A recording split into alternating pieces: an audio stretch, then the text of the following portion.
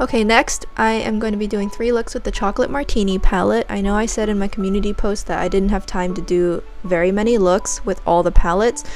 Well, the workaholic in me just couldn't feel like content, I guess, if I didn't deliver. So I will be doing 3 looks with this one, 3 looks with the purple one, and I will only do 2 looks with the colorful one because that's honestly the one that I care the least about and may likely declutter somewhere down the road. So yeah, I am here to do 3 looks with the chocolate palette. I actually think this is like a super fun twist on a neutral everyday palette. Some of the colors in here are super nice. This first look is not my most favorite look. I'd say this is my least favorite look of all 3, and I honestly think this first look is objectively kind of bad. I wanted to play mostly with the shimmer, so I went super light on the mattes, but you will see that when I use this lavender toned metallic that I didn't blend it out very well, so it just kind of ends up looking like I have a block of eyeshadow that is very poorly blended. So if you'll excuse that, the next 2 looks are like way better. But this look does kind of give you a great idea of how the metallics show up on the lids, and as usual, I find Glamlite's shimmer formula to be very unique, very pretty, and very much worth getting if you're into it. The mattes are fine, browns usually end up being fine, so I found the mattes in this to be fine, but the metallics, obviously, as I mentioned in the green martini, dirty martini palette, the metallics are really where it's at for me. And that's fine. I've said many times before, and I'll say it again very briefly, I find indie really has it made when it comes to shimmers, metallics, and other sparkly finishes, and I'm more than happy to use my money to support them for that. As long as the mattes are acceptable and I can work with them, the shimmers being absolutely bomb makes everything worth it for me. So yeah, this is the first look, pretty simple. If anything, honestly, it kind of sucks, so yeah, oh well. We'll just move on past this real quick and you guys can just forget that this part ever happened.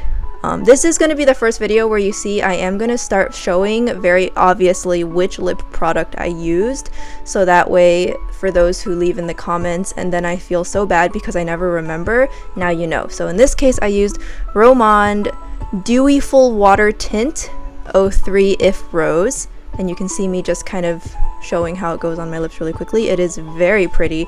I will be making a Romand video eventually. It's a lot, but very pretty. Love the formula, and that's the lip color on my lips for this look. Okay, let's move on. The next 2 looks are going to be much more dramatic, so this look focuses on this side, and then the next look will focus on the other side. So for this side, I'm starting off with the darkest matte in the palette. Now, as I mentioned in the green palette, I feel like these mattes don't build up to what I get and what I see in pan. I can't get them to be as dark as that. However, I will say, having watched Annette's Makeup Corner play with all these palettes, it is likely just a user problem because other YouTubers I follow are always able to get the shadows to build up very dramatically. I think I just have a much lighter hand than they do, and you know, I just build things up a lot slower than they do, and that's fine. You know, that's fine. Everybody has their own preferences. Maybe someday I'll be able to work up to that.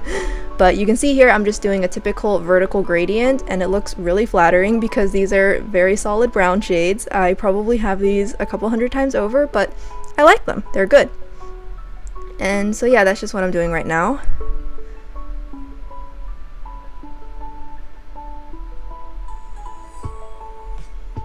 And then I'm just kind of blending it all out, just making sure everything is nice and well blended on the edges.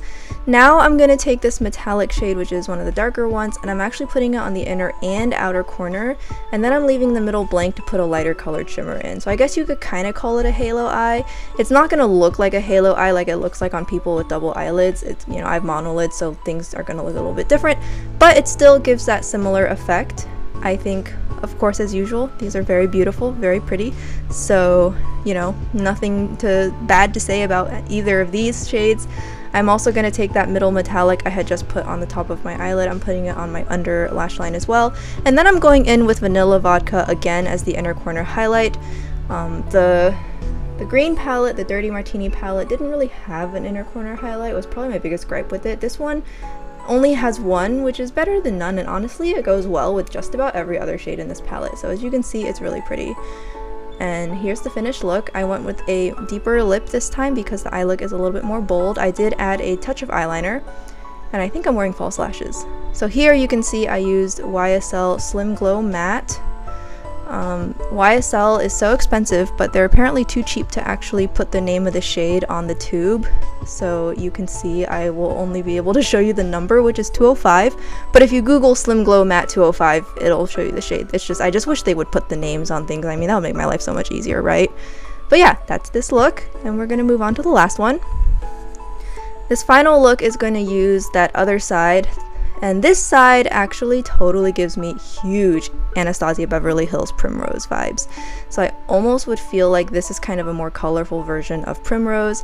If you have Primrose and you wanted this, I would say you don't need both. You can just pick one. Vice versa, if you got this and wanted Primrose, I don't think you would need it unless you wanted like the blush shades or something. So just kind of my 2 cents. I find this palette to actually be very similar to Primrose in terms of the feels. And this shade right here that I'm putting down, plus the one next to it, I swear those both are in Primrose. I didn't check because, oops, I forgot, but I swear. Like, don't quote me, but at the same time, I'm pretty confident in saying that. But you can see it's really pretty. It builds up really nicely. I really like these shades, which is probably why I have both this palette and Primrose. Again, I'm just blending out the edges here, making sure everything is nice and tidy. And now I'm going to be going in with this tangerine shimmer. So again, this is a neutral palette, and the pops of color it has are still not actually colorful. They still fall into the neutral umbrella, but they're still really fun. So I think this is actually a super unique neutral palette as far as neutral palettes go. It's definitely very hard to stand out with neutral eyeshadow palettes these days, but Glamlite actually did a really good job with this. I feel like this stands out to me. And I do own a fair number of neutral palettes, so that's saying something. I'm using the gold shade just to kind of put it in like the center area, so. And then I felt like I didn't give that lavender shimmer justice the first time, so I'm using it again here as the inner corner this time, and you can see it is really, really pretty.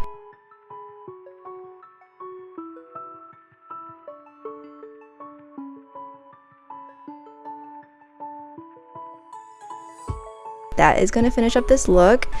Here is the final look. I used orange lip this time, and I actually used 2 lip products, so I'll show you guys in a second when I'm done admiring myself in the viewfinder. Oops.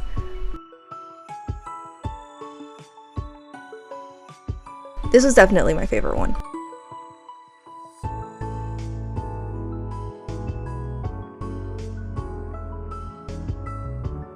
So here I used the Blur Fudge tint in 01 Pomelo, and then I used one of the gloss bombs from the Fenty holiday set. So I used these 2 together. Both are solid formulas. The Blur Fudge tint is really unique. But yeah, that's it. Thanks for watching.